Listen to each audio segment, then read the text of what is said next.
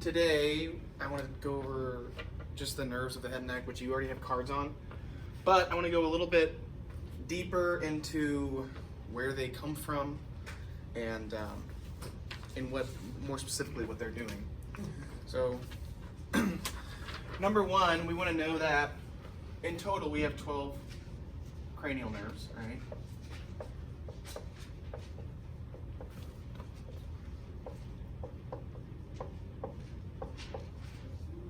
Which you have, and we'll go over them in a minute.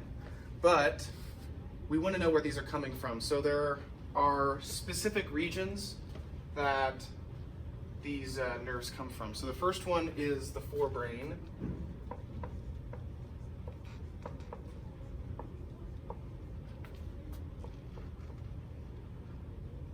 And this is where the olfactory nerve is sitting. Question, is this underneath orthoderms? Mm-hmm. Okay. Yep. So the forebrain is housing this olfactory nerve, right? And then we've got another part that I sometimes have trouble pronouncing, but it's the diencephalon. The diencephalon, where your optic nerve is coming from, so your eyes. So let me write this up. Diencephalon.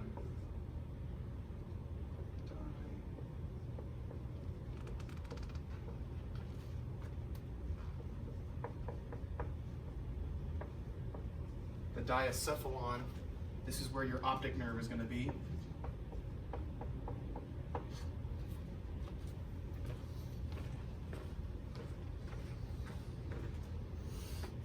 And that's kind of, so the forebrain is the back, you know what that word is, I'm not going to try to repeat it. This one's more in the middle, like it would be sitting around this area in the skull. So we're going from here, back here. And then we want the midbrain, which is really just in the middle. This has the oculomotor and trochlear. This is where those nerves are coming from. So our midbrain, we've got our oculomotor,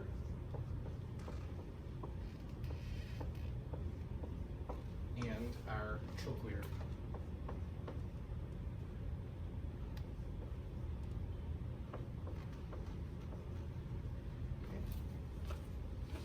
We have another brain area that's called the pons.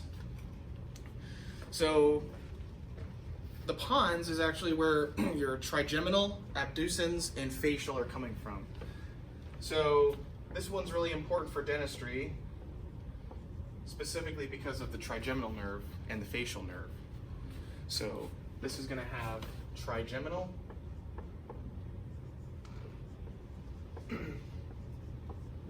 facial,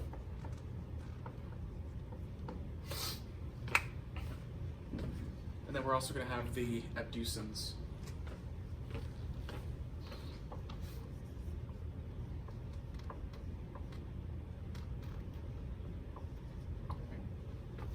That's the pons, so this one's important.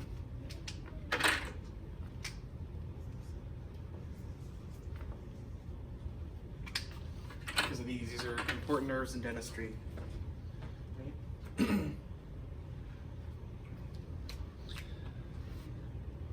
And then we have two more. Let's put those up there.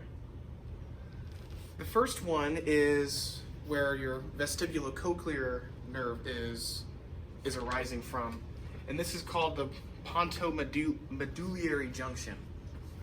So pontomedullary. Pontomed.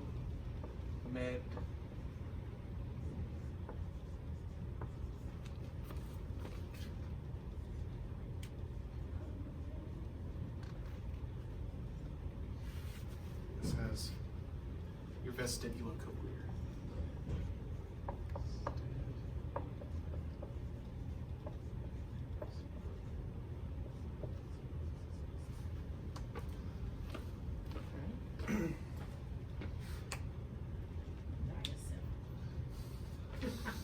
And then, stemming off of this pontomedullary junction at the actual medulla, we've got glossopharyngeal, vagus nerves, we have accessory nerves, and the hypoglossal nerve.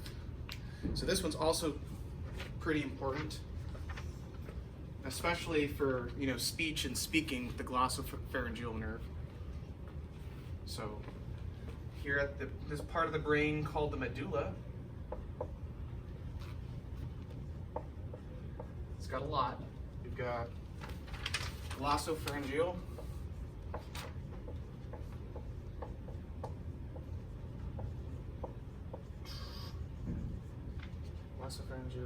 vagus. Vagus nerve's also important, and then the accessory nerves. And finally, the hypoglossal.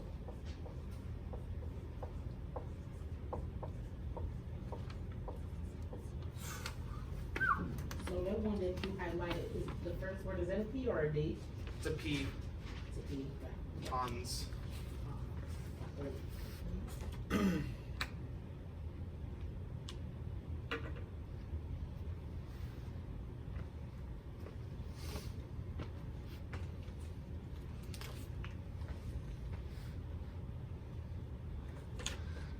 FOEIAL, or is it facial? It's facial. Oh, FACIAL, yeah, facial. Okay. The farther down I go, the more chicken scratch it appears.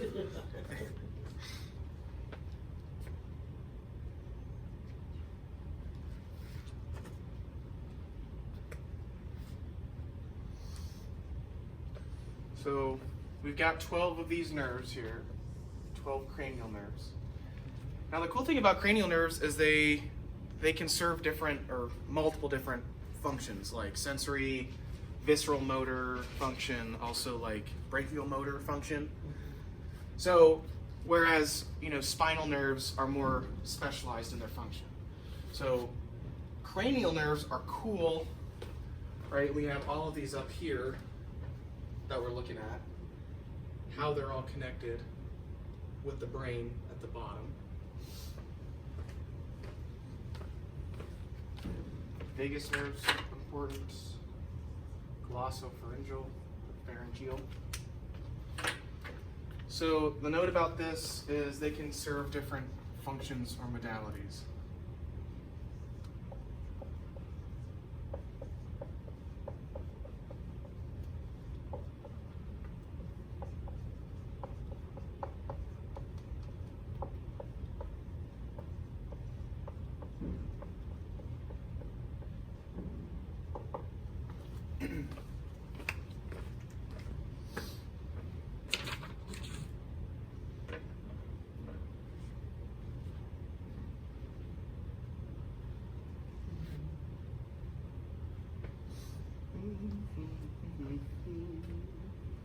I got it.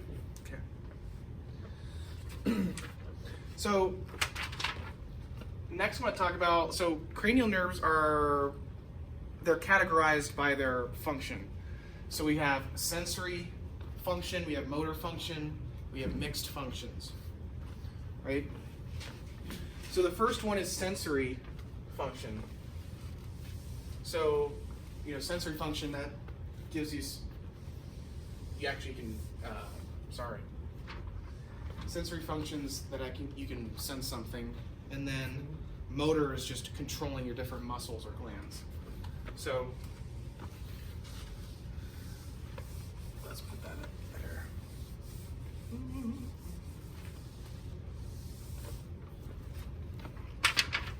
That was function and mobility out there in the corner. So this is it.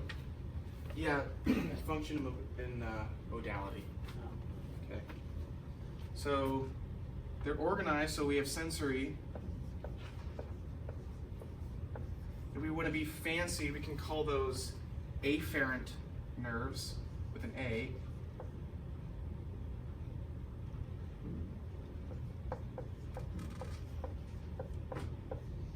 And again,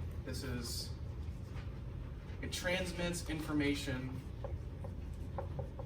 to the central nervous system where you can actually feel it. transmits info to the CNS, or the central nervous system. The next one is our motor, or efferent. With an E.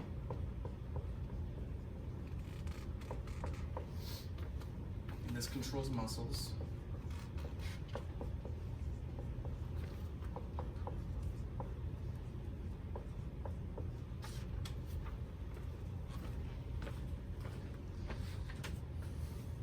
And then, like I said earlier, there's just mixed. You have mixed nerves, so they contain both sensory and motor fibers. Again, that's the kind of beauty with the nerves of the head and neck. So mixed, or afferent and efferent, they have a mix of both.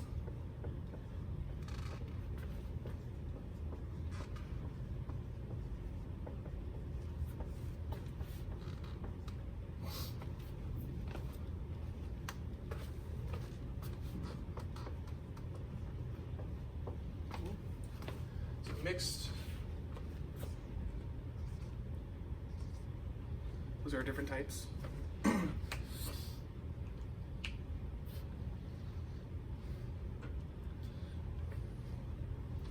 So we just know that the sensory, that's transmitting. So if I touch something like this, I know what this is. I know what I'm touching. But when I'm actually moving my arm down or picking it up, those are different types of nerves. And then with specifically the cranial nerves, we're going to see a couple that are mixed, that have both the motor and sensory function, which is cool.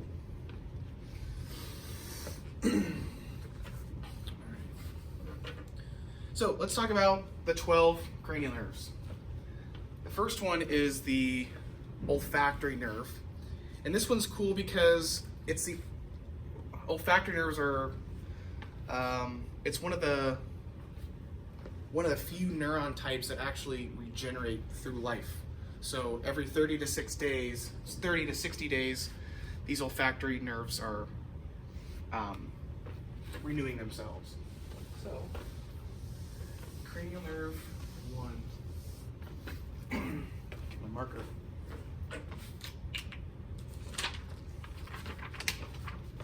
CN1.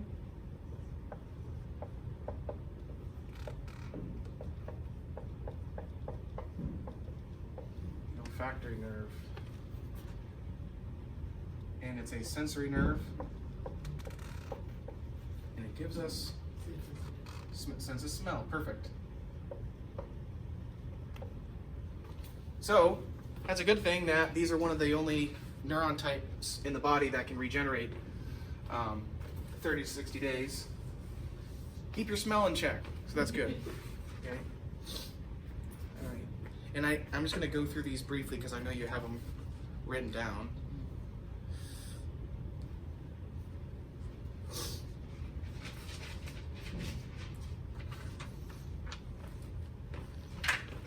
And then in red, I'm going to put like what could happen if something goes wrong. So there's this thing called anosmia. It's a clinical term that you can look up, but this is basically, you can tell that this nerve is messed up or damaged in the way with that clinical diagnosis. And usually it happens with head trauma. So I just want you to know this anosmia.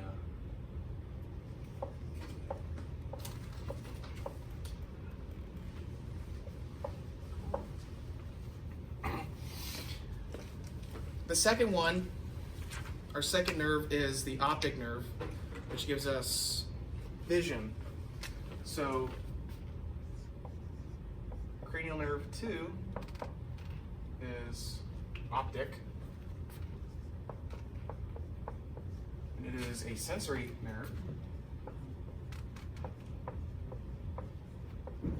Got vision, right? So cranial nerve 2 is cool. Lets us see things.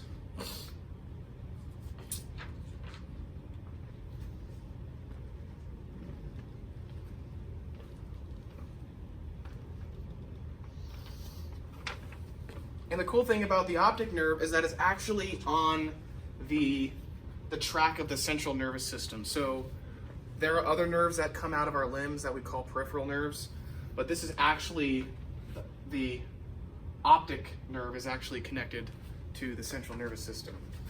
So it's different, and there's a joke that has gone around that, you know, your central nervous system doesn't know that your eyes exist, or if they, you know, so but that's referring to that little notion that it's not really technically a peripheral nerve, and it has different cells involved too. So I'll just write this has different cells, or I might just write a CNS, central nervous system, and then different cells than the rest.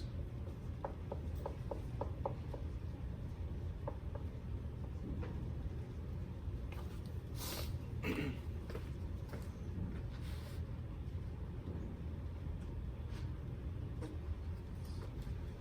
don't need to write this down, but I think it's called oligodendrocytes that these are made out of. So a crazy name. And then the rest are Schwann cells. So cranial nerve 2. Now with this, if you have multiple sclerosis, this nerve is often affected. So if someone presents to the clinic, then you might be able to put 2 and 2 together. But I'll just write it as clinical significance in MS. So you could see that. You'll know that that's why that nerve's important. All right. So the third one, the oculomotor. This is the one that's kind of mixed together. So it's a motor nerve, but it's mixed in with those parasympathetic nerves. So cranial nerve 3.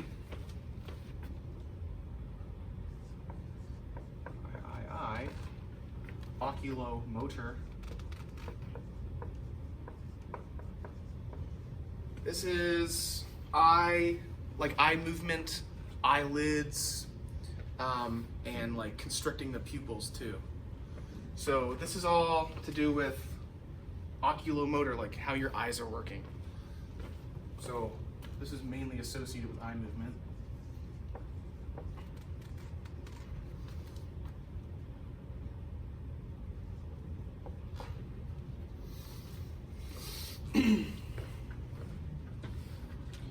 And this is important in controlling 4 out of 6 of the ocular motor muscles. So this controls a lot. So 4 of 6 muscles that it controls. And if we know that, then an obvious natural clinical significance we could see with this would be if 4 of the 6 muscles are messed up or damaged, or you have lack of control of eye movement, then you can get like droopy eyes, droopy eyelids, right?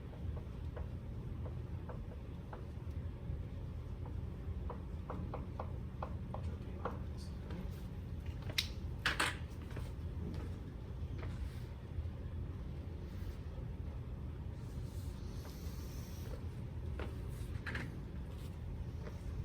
We got our fourth one. So the fourth one is the trochlear nerve, right? I just could put IV. Well, that doesn't work anymore.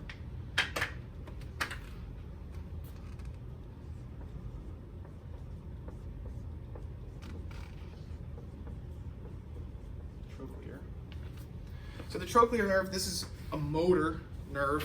It controls a muscle called the superior oblique muscle. But it's the only nerve right here, the trochlear. It's the only one in the brainstem that exits dorsally, so like from the rear. So usually they're exiting down front. This one actually comes out through the back of the brain. And it's the smallest, so that's a cool fact. The trochlear, it's the smallest one.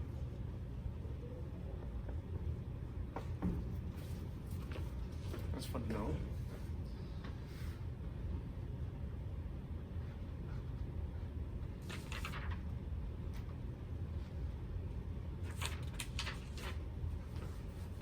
And it controls that muscle again, that superior oblique muscle.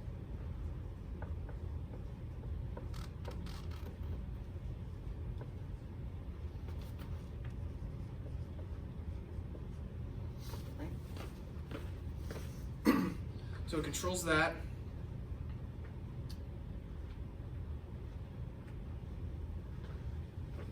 And since it controls this muscle, something that could happen is someone might come into the office and complain of like pain or discomfort when they're like looking down to read. Like if they're sitting with a piece of paper and they're looking down, that nerve is in control of that. So if someone walks in and says, hey, if I'm looking down to read, this is starting to hurt, well, that could be controlled by that. So looking, reading. Again, my chicken slop.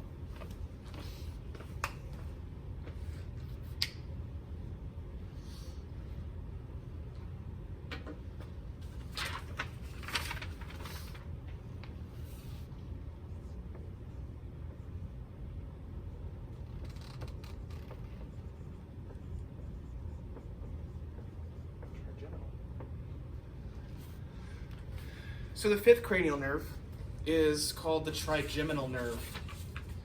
It's called trigeminal, like three, because it has three different spots, or three different branches. So they have a maxillary division, there's an ophthalmic division, and there's a mandibular division. And cranial nerve 5 is one of the most important nerves for dentistry, because it controls all the innervation of your teeth and jaws. So I'm gonna write it has three branches.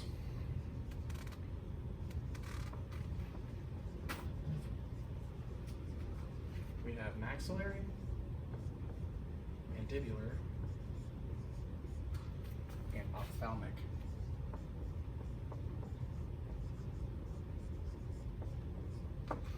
Right?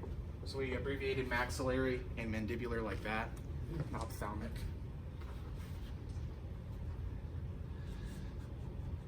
So cranial nerve 4, the trochlear, is the smallest cranial nerve by, we count it using axons, but cranial nerve 4 is the smallest, the trigeminal is the largest by axon count. So trigeminal has those three huge branches. This is the largest of our nerves.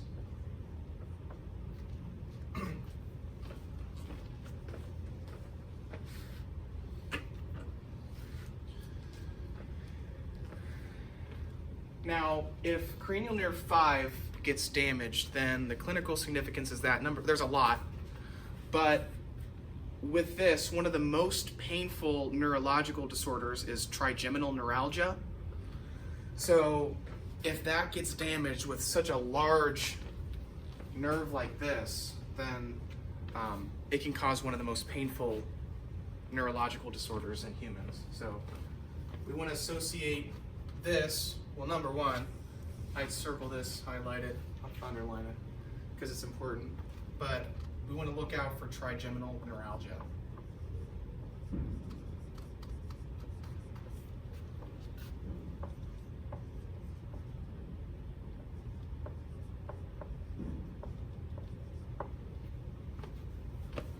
Trigeminal neuralgia.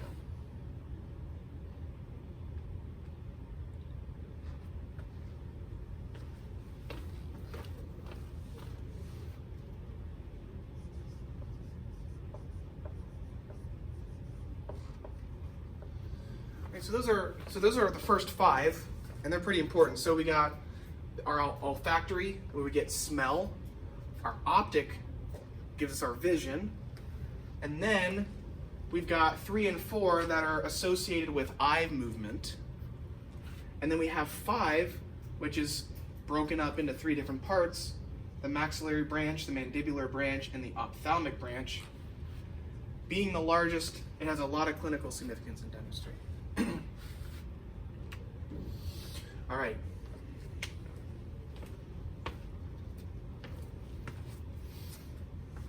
The next one is, again, we'll talk, is about eye movement.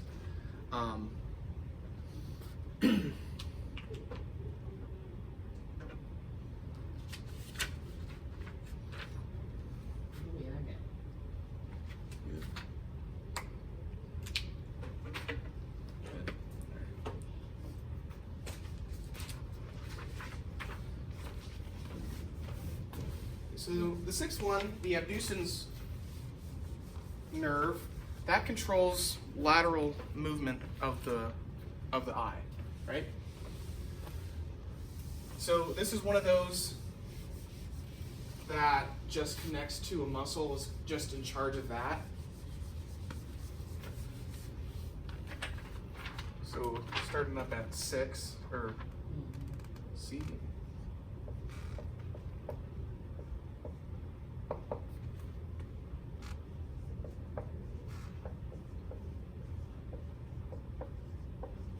The abducens moving the eye left and right.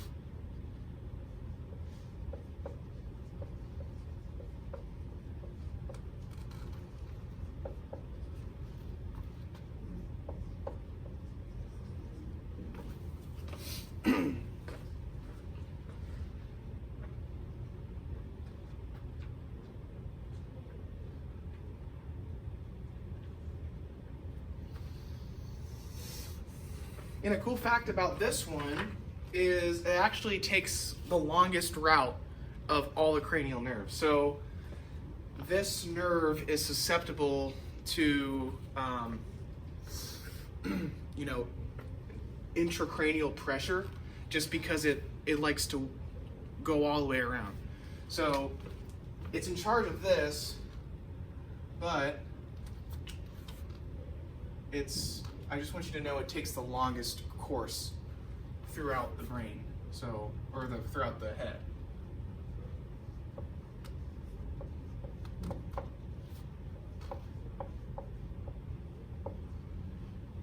Which in turn makes it susceptible to intracranial pressure. So this is something we want to look out for.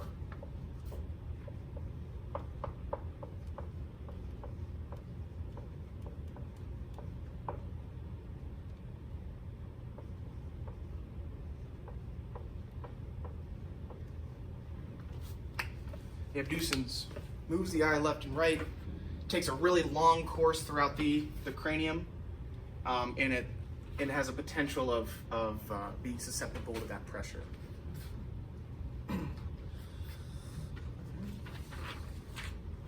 The facial nerve.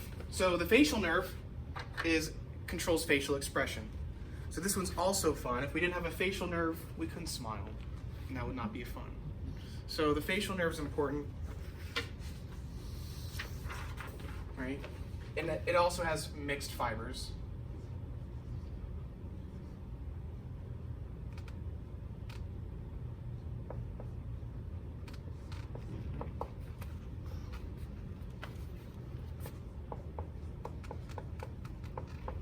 Right, so the facial, we know facial expression, we would also write that down.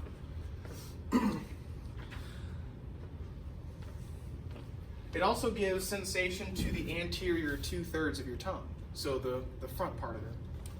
So the anterior 2/3 of your tongue.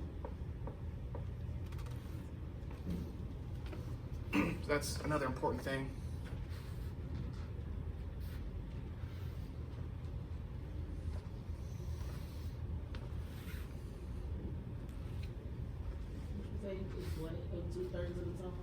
It controls, or it provides sensation for the anterior 2/3. And this controls 20 muscles.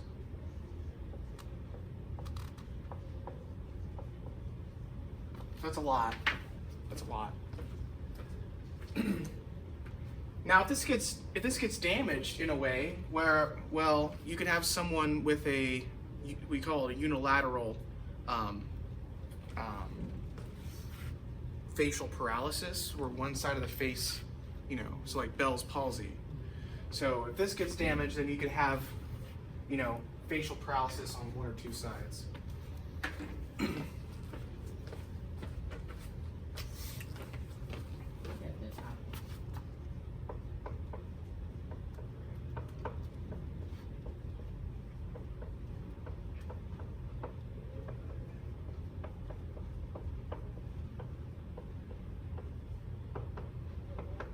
Bell's palsy.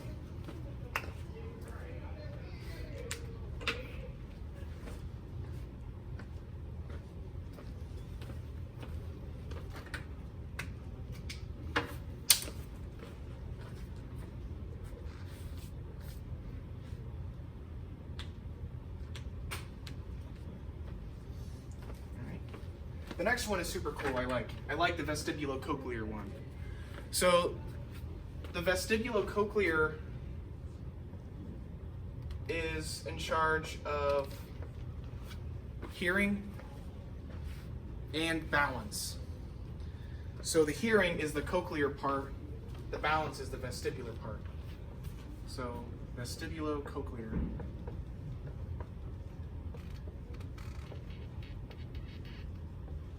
Vestibulocochlear. In charge of hearing and balance. So if this somehow gets damaged, then you might have trouble keeping yourself upright or balanced.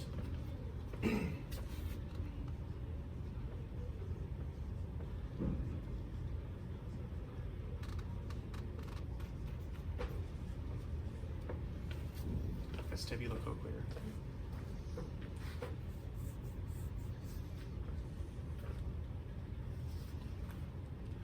Now, the fun thing about this one, I'll just put in maybe green, is that the actual hair in your ear, or in your ear canal, in your cochlea, those are converting vibrations, your sound vibrations, into neural signals. So, super cool. That in here in the cochlea,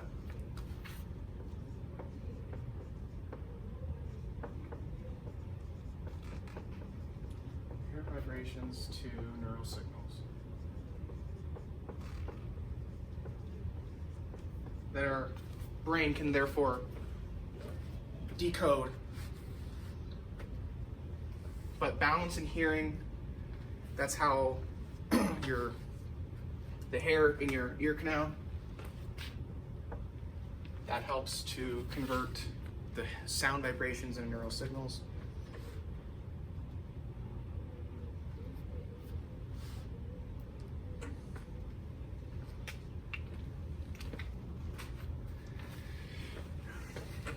And there's a type of tumor called a vestibular schwannoma.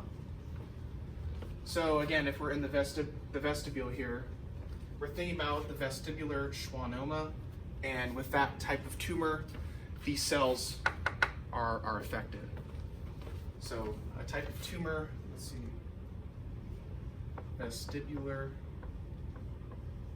schwannoma.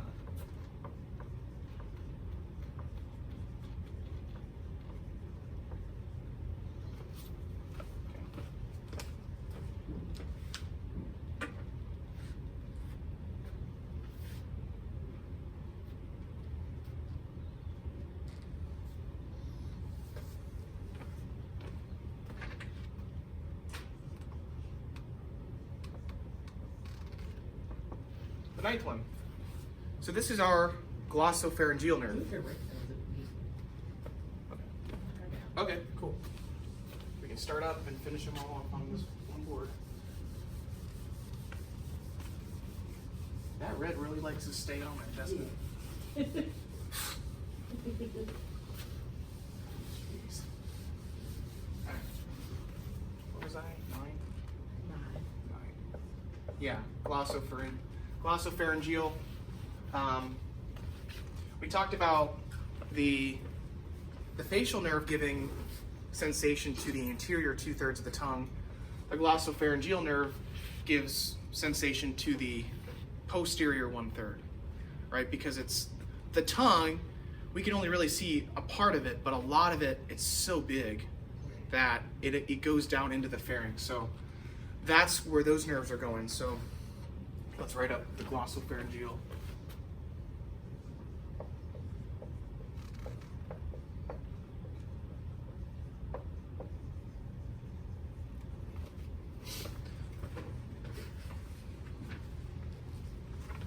All right. So this is important for swallowing. And then the back of the tongue, or posterior.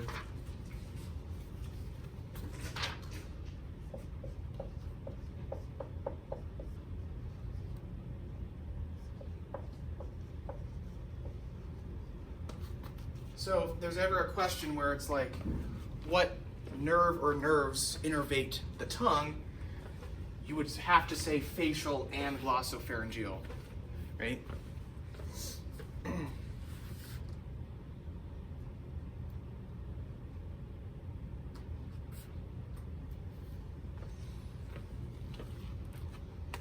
Now, the cool thing about this one is it provides feedback that monitors oxygen and carbon dioxide levels in the body. So there's these things called chemoreceptors that help to monitor that. So it monitors oxygen and CO2.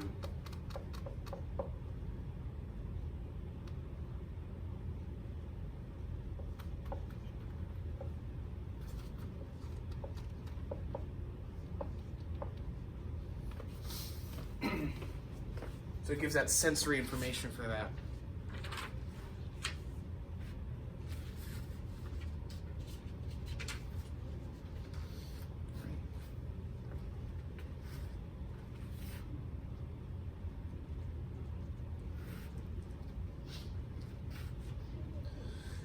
Then we got 3 more. So the 10th one, cranial nerve 10, that's our vagus nerve. So this is important, the vagus nerve. So it actually controls some of the abdominal organs too, like down here. So that's why, you know, sometimes if you're feeling sick, or that's why if you're at the dentist and you're, you know, feeling like, ooh, I'm really scared, and that's why you get that pitting in your stomach. You can feel that down there. So this one is, or especially for dentistry, it's good for voice production.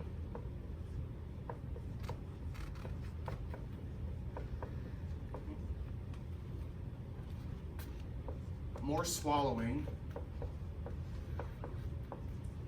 Swallowing is such a complex, has such a complex mechanism of action. It's very coordinated. So we've got a lot of different nerves.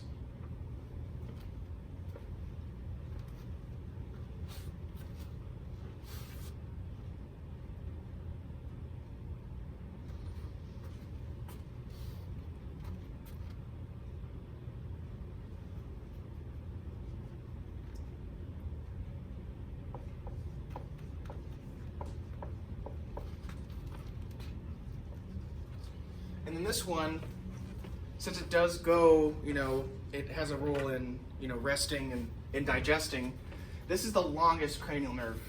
So before, the other one, it had the longest route, but this one actually goes all the way down. I think parts of it go down to around the colon. So it stretches all the way down to the body. So it's the longest one, not just the longest route. The 11th one is our accessory nerve. And this accessory nerve is in charge of like moving our shoulders around, right? So our trapezius muscles that we talked about, that really long one, the sternocleidomastoid, or the SCM. So the accessory, this is just really these muscle movements.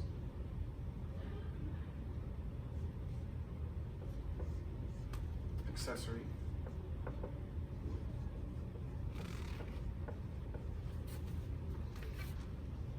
innervates the STM or the SCM, sternocleidoid mastoid, and the traps.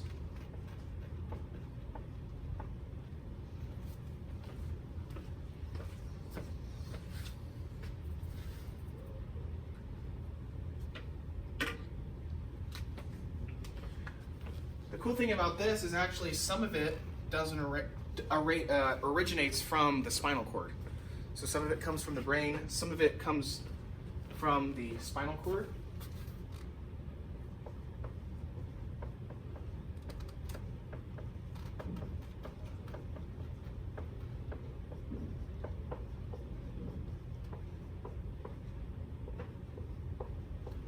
Right?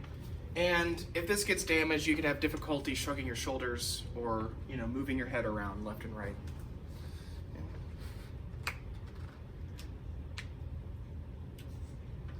And then our final one, the hypoglossal. This is all in charge of tongue movement. So tongue movement, speech, articulation. So if this was damaged, this 12th one here, you'd have trouble. You have trouble swallowing. You could have trouble speaking. If it gets damaged, you could have deviation of the tongue to one side. So again, for dentistry, that's why these cranial nerves are so important. Is let's see, hypoglossal.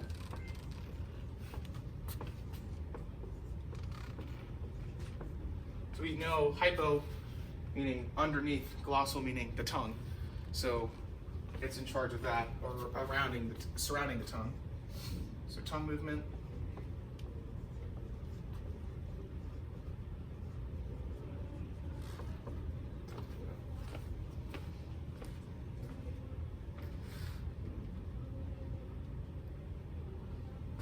And just know that it has a major role in speech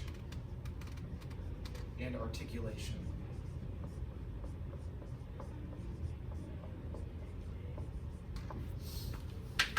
And you can tell clinically that this is damaged if you have a tongue deviation to one side.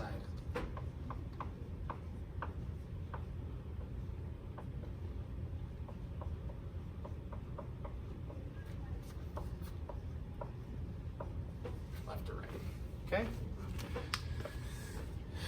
Okay?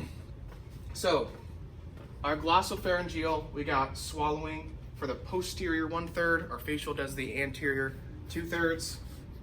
It sends out signals to monitor oxygen and CO2 levels. And then we've got our voice production here. I didn't even write it down. Vagus nerve.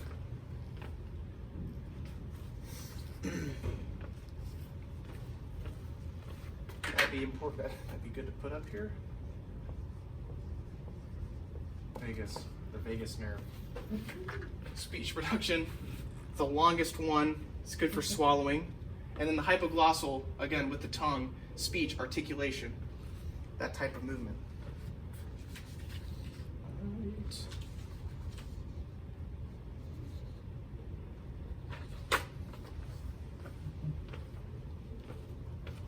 Good.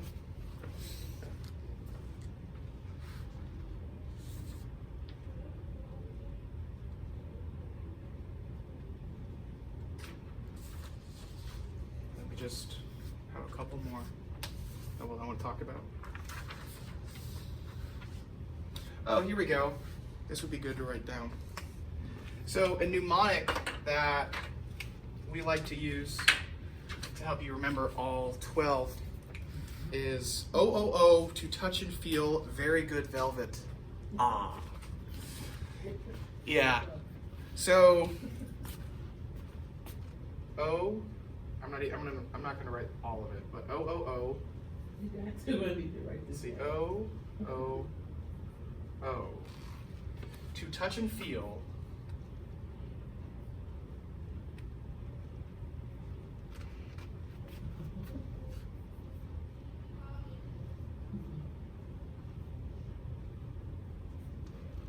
Very good velvet.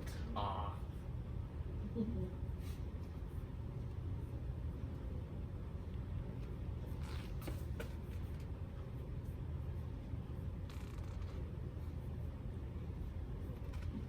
So the key for this is any capital letter is representing a nerve. So what do we got? We're going to talk about all of them. So O, olfactory, oculomotor, TT, trochlear, A, facial, V, vagus, glossopharyngeal, and accessory, and then hypoglossal. O, to touch and feel very good velvet. Ah.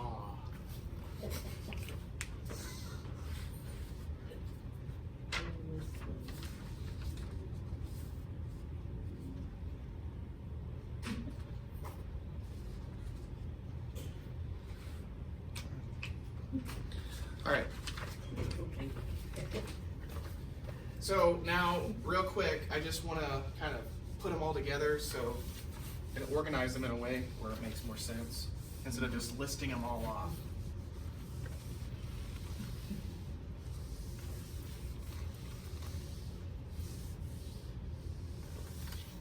So, all right. If we're trying to swallow, so swallowing,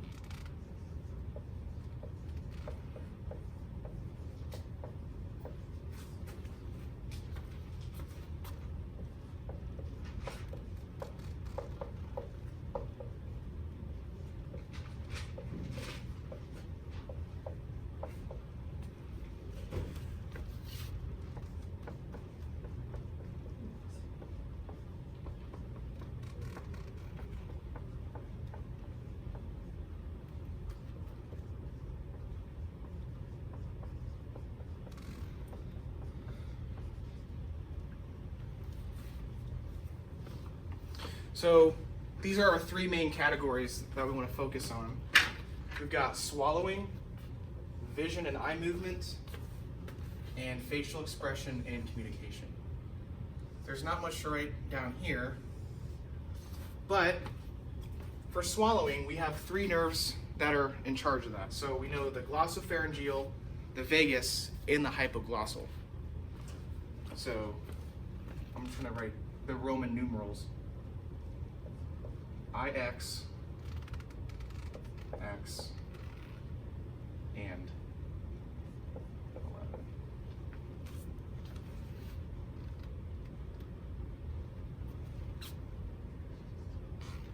So 9, 10, and 12 are in charge of swallowing, so the glossopharyngeal, the vagus, and then the hypoglossal. And then for vision and eye movement, we also have a couple nerves that have to coordinate with each other. So the oculomotor, the trochlear, and the abducens, right? So cranial nerve 3, 4, and 6.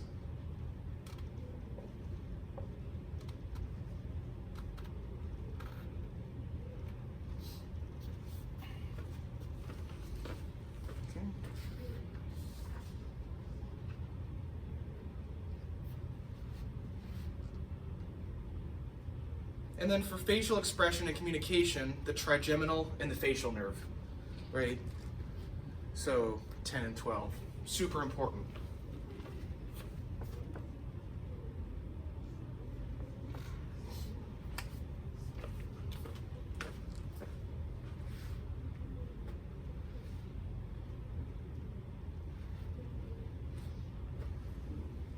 And then just for about 3 minutes, I'm going to talk about some clinical correlations and how they can affect these, and then we'll be good for today.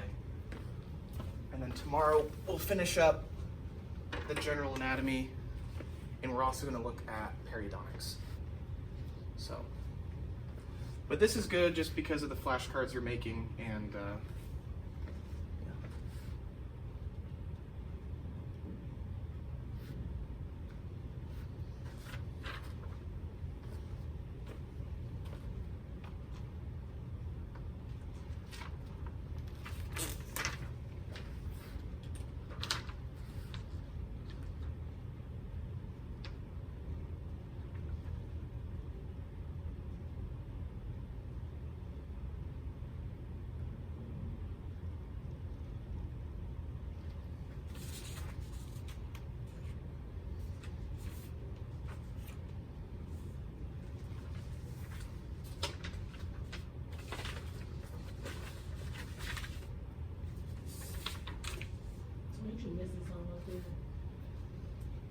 Maybe you ain't got.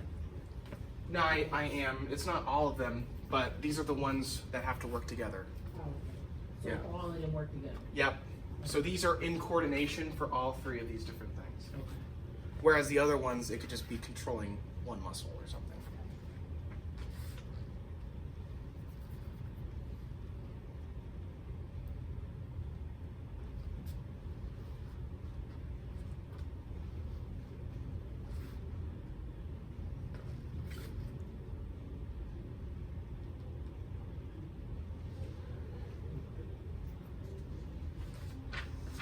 Alright.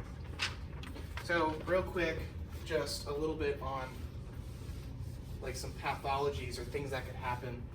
So the first one is a stroke, right?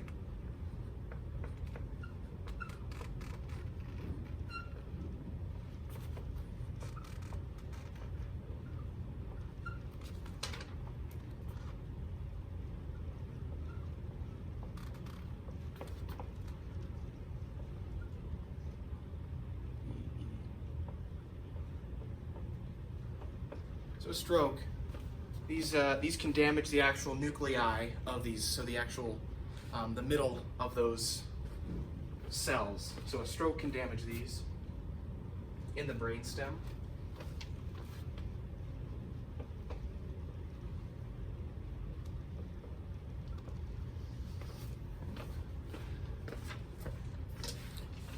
The second one is of course a tumor, right?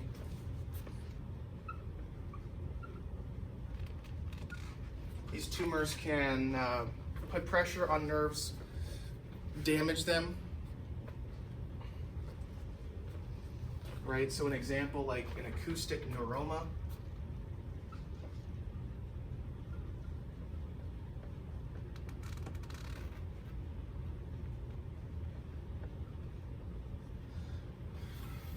Right, so tumors, stroke, and then we have neurodegenerative diseases like ALS, right? So if we think of neurodegenerative, unfortunately the brain is, so any cell or structure or movement from, an example like ALS, would affect this. So neurodegenerative.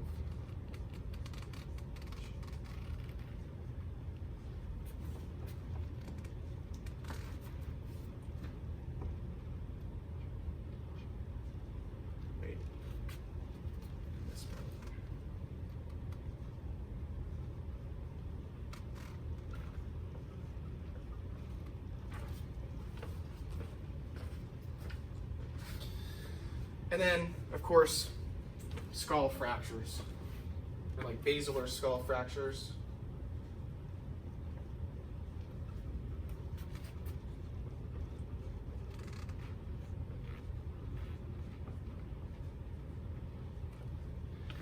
Now these skull fractures,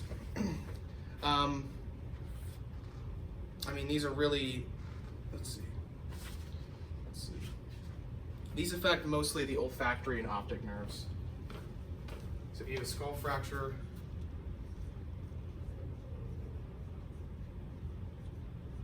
olfactory and optic.